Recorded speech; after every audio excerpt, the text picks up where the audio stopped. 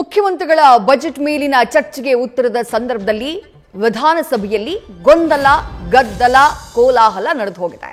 ವಿಪಕ್ಷಗಳು ಆಕ್ರೋಶವನ್ನ ವ್ಯಕ್ತಪಡಿಸಿವೆ ಹಲವು ವಿಚಾರಗಳಿಗೆ ಸಂಬಂಧಪಟ್ಟ ಹಾಗೆ.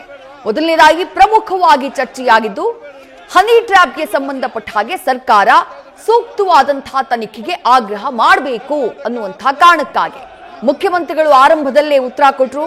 ಹನಿ ಟ್ರ್ಯಾಪ್ನ ನಾವು ಬಹಳ ಗಂಭೀರವಾಗಿ ಪರಿಗಣಿಸ್ತೀವಿ. ಸದನದಲ್ಲಿರುವಂತಹ ಎಲ್ಲ ಸದಸ್ಯರ ರಕ್ಷಣೆಗೆ ಸರ್ಕಾರ ಬದ್ಧವಾಗಿದೆ. ಯಾರೇ ಇದ್ರು ಈ ಹನಿ ಟ್ರ್ಯಾಪ್ನ ಪ್ರಯತ್ನಗಳ ಹಿಂದೆ ಯಾರೇ ಇದ್ರು, ಯಾವುದೇ ಶಕ್ತಿ ಇದ್ರು, ಯಾರನ್ನೂ ರಕ್ಷಣೆ ಮಾಡುವಂತಹ ಪ್ರಮೇಯನೇ ಇಲ್ಲ. 100% ತನಿಖೆ ಮಾಡ್ತೀವಿ ಅನ್ನುವಂತಹ ಭರವಸೆಯನ್ನ ಸಿಎಂ ಸಿದ್ದರಾಮಯ್ಯ ನೀಡಿದ್ರು. ಇದೇ ವೇಳೆ ಮಾತನಾಡಿದಂತಹ ಗೃಹ ಸಚಿವ ಡಾಕ್ಟರ್ ಜಿ ಪರಮೇಶ್ವರ್ ಅವರು ಕೂಡ ರಾಜಣ್ಣ ಇನ್ನೂ ಕೂಡ ಲಿಖಿತವಾದಂತಹ ದೂರನ್ನ ಕೊಟ್ಟಿಲ್ಲ. ದೂರನ್ನ ಕೊಟ್ಟಂತಹ ನಂತರದಲ್ಲಿ ಯಾವ ರೀತಿಯಾದಂತಹ ತನಿಖೆ ಆಗಬೇಕು, ಅದರ ರೂಪುರೇಷೆಗಳನ್ನ ನಾವು ರಚನೆ ಮಾಡ್ತೀವಿ. ಯಾವ ತನಿಖೆಗೆ ಆದೇಶ ಮಾಡಬೇಕು ಅನ್ನೋದನ್ನ ಕಂಪ್ಲೇಂಟ್ ಅನ್ನ ಆಧರಿಸಿ ನಾವು ನಿರ್ಧಾರವನ್ನ ಮಾಡ್ತೀವಿ. ಖಂಡಿತ ತನಿಖೆ ಆಗೇ ಆಗುತ್ತೆ ಅನ್ನುವಂತಹ ಭರವಸೆಯನ್ನ ಕೊಟ್ಟರು. ಆದ್ರೆ ಬಿಜೆಪಿ ಆಕ್ರೋಶವನ್ನ ವ್ಯಕ್ತಪಡಿಸ್ತಾ ಇದೆ. ಸಿಟ್ಟಿಂಗ್ ಹೈಕೋರ್ಟ್ ಜಡ್ಜ್ ಮೂಲಕ ತನಿಖೆ ಮಾಡಿಸಿ, ಇಲ್ಲ ಸಿಬಿಐಗೆ ಈ ಇಡೀ ಪ್ರಕರಣವನ್ನ ನೀವು ಒಪ್ಪಿಸಿ. ಅದನ್ನ ಬಿಟ್ಟು ಯಾರೋ ಕೇಂದ್ರದ ಸಚಿವರು ಫೋನ್ ಮಾಡಿದ್ರು ಅಥವಾ ಯಾರೋ ಕೇಂದ್ರದ ನಾಯಕರು ಯಾರೋ ಫೋನ್ ಮಾಡಿದ್ರು ಅನ್ನುವಂತಹ ಕಾರಣಕ್ಕಾಗಿ ಈ ಕೇಸ್ನ ಇಲ್ಲಿಗೆ ಮುಚ್ಚು ಹಾಕುವಂತಹ ಕೆಲಸವನ್ನ ಮಾಡಬೇಡಿ. ಕಾಂಗ್ರೆಸ್ ಹನಿ ಟ್ರ್ಯಾಪ್ ವಿಚಾರದಲ್ಲಿ ಕಳ್ಳಾಟ ಆಗಬಾರ್ದು.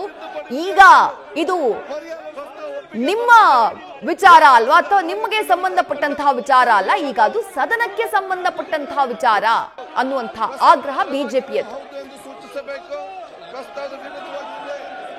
ಮಂಡ್ಯದಿಂದ ಧನಂಜಯ್ ನಮ್ಮ ಜೊತೆ ದೂರವಾಣಿ ಸಂಪರ್ಕದಲ್ಲಿದ್ದಾರೆ. ಧನಂಜಯ್ ಅವರೇ ನಮಸ್ಕಾರ. ನಮಸ್ತೆ ಮೇಡಮ್. ಬೆಳಗ್ಗೆಯಿಂದ ಸದನದಲ್ಲಾದಂತಹ ಕೋಲಾಹಲವನ್ನ ಬಹುಶಃ ಗಮನಿಸಿದ್ರಿ ಅಂತ ಭಾವಿಸ್ತೀನಿ. ಸರ್, ಏನ್ ಹೇಳ್ತೀರಿ ಸರ್ ಇದ್ರ ಬಗ್ಗೆ? ಮೇಡಮ್, ಇದು ಸತ್ಯವಾಗ್ಲೂ ಒಂದು ನಾಚಿಕೆಡತಕ್ಕಂತ ವಿಚಾರ ಸಂಗತಿ. ಅದು ಯಾಕೆಂದ್ರೆ ನಮ್ಮ ಕರ್ನಾಟಕ ಅಂದ್ರೆ ಶಾಂತಿಯ ಒಂದು ಸಹೋದರ ತೋಟ ಅಂತ ಹೇಳಿತೆ.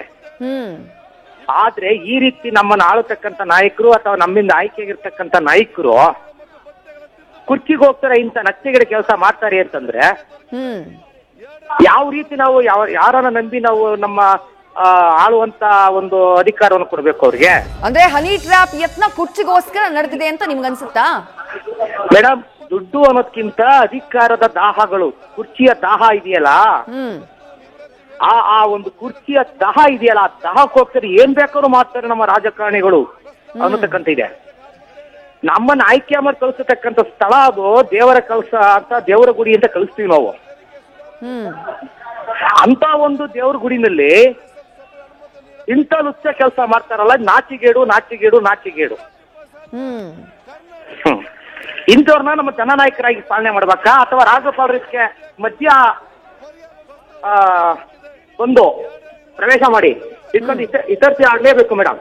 ಅಥವಾ ಯಾರು ಈ ರೀತಿ ಮಾಡಿದಾರೋ, ಹನಿ ಡ್ರಾಪ್ ಅನ್ನೋಂತ ಒಂದು ಲೋಕೋರ್ ಕೆಲಸವನ್ನ ಮಾಡಿದಾರೋ ಅಂತವ್ರಿಗೆ ತೀವ್ರವಾದ ಶಿಕ್ಷೆ ಆಗ್ಬೋದು. ಅವ್ರು ಯಾವುದೇ ಪಕ್ಷದವರಾಗಿರ್ಬೋದು, ಅವರ ಜೀವನದಲ್ಲಿ ಮತ್ತೆ ಅವ್ರು ಬರಬಾರ್ದು. ಇಲ್ಲಿ ಗಂಡು ಮಕ್ಕಳದ ಒಂದು ಹನಿ ಡ್ರಾಪ್ ಆಗಲ್ಲ, ಅಥವಾ ನಾಯಕರಲ್ಲ, ಹೆಣ್ಣು ಮಕ್ಕಳ ಜೀವನವನ್ನು ಹಾಳಾಗ್ತದೆ. ರೈಟ್. ಅವ್ರ ಮನೆ ಹೆಣ್ಮಕ್ಳನ್ನ ತಾವು ಆ ರೀತಿ ಹನಿ ಡ್ರಾಪ್ ಮಾಡಿ ಅವ್ರು ತಯಾರಾಗಿರ್ತಾರ? ಹನಿ ಟ್ರ್ಯಾಪ್ ನ ರಾಜಕೀಯ ದಾಳವಾಗಿ ಬಳಸ್ಕೊಳ್ಬಾರ್ದು ಅಂತ ಹೇಳ್ತೀರಿ?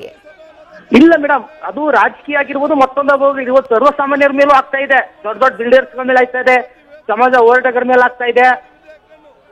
ಯಾರು ಸಾಮಾಜಿಕ ಕೆಲಸ ಮಾಡ್ತೀವಿ, ಪ್ರಾಮಾಣಿಕ ಕೆಲಸ ಮಾಡ್ತೀವಿ ಅಂತ ಇವತ್ತು ನಮ್ಮ ಸ್ವಾಮೀಜಿಗಳನ್ನೂ ಬರ್ತಾ ಇಲ್ಲ ಅವರು. ರೈಟ್.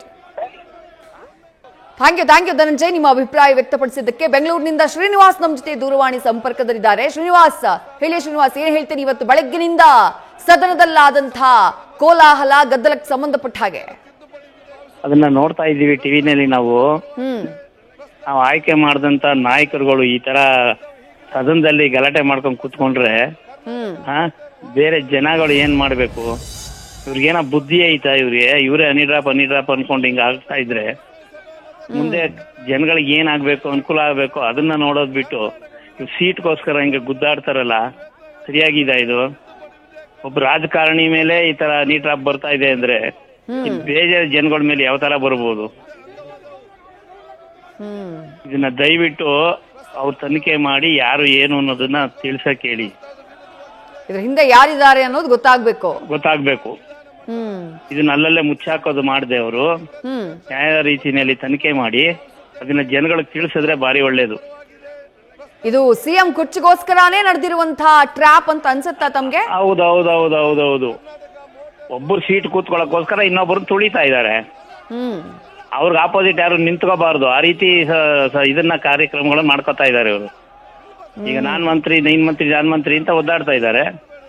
ಅದ್ರಲ್ಲಿ ಮೈನ್ ಇರೋರು ಒಬ್ರು, ಅವರು ಸೀಟ್ ಉಳಿಸ್ಕೊಳ್ಳೋದಕ್ಕೋಸ್ಕರ ಇವ್ರನ್ನೆಲ್ಲ ತುಳಿತಾರೆ. ಇದು ನೋಡಿ ನೋಡಿ ನೋಡಿ ನಾವು ಸಾಯ್ಬೇಕು. ಪರಿಸ್ಥಿತಿ ಆಗಿದೆ ರಾಜಕೀಯದಲ್ಲಿ. ಥ್ಯಾಂಕ್ ಯು ಶ್ರೀನಿವಾಸ್ ಅವರೇ, ನಿಮ್ಮ ಅಭಿಪ್ರಾಯವನ್ನ ವ್ಯಕ್ತಪಡಿಸಿದ್ದಕ್ಕೆ. ಸದನದಲ್ಲಿ ಹನಿ ಟ್ರ್ಯಾಪ್ ವಿಚಾರಕ್ಕೆ ಸಂಬಂಧಪಟ್ಟ ಹಾಗೆ ಆದಂತಹ ಗಲಾಟೆ, ಅದಾದಂತಹ ನಂತರದಲ್ಲಿ ಸಿಎಂ ಬಜೆಟ್ ಮೇಲಿನ ಚರ್ಚೆಗೆ ಉತ್ತರವನ್ನ ಕೊಟ್ಟಂತಹ ನಂತರದಲ್ಲಾದಂತಹ ಕೋಲಾಹಲ, ಎರಡನ್ನೂ ನ್ಯೂಸ್ ಫಸ್ಟ್ ಸ್ಕ್ರೀನ್ ನಲ್ಲಿ ಗಮನಿಸ್ತಾ ಇದ್ದಾರೆ. ವಿಧೇಯಕಗಳ ಪ್ರತಿಯನ್ನ ಹರಿದು ಹಾಕಿ ಆಕ್ರೋಶವನ್ನ ವ್ಯಕ್ತಪಡಿಸಲಾಗಿದೆ. ನ್ಯೂಸ್ ಫಸ್ಟ್ ನಿರ್ಭೀತಿಯಿಂದ ನಿಮ್ಮ ಪರವಾಗಿ.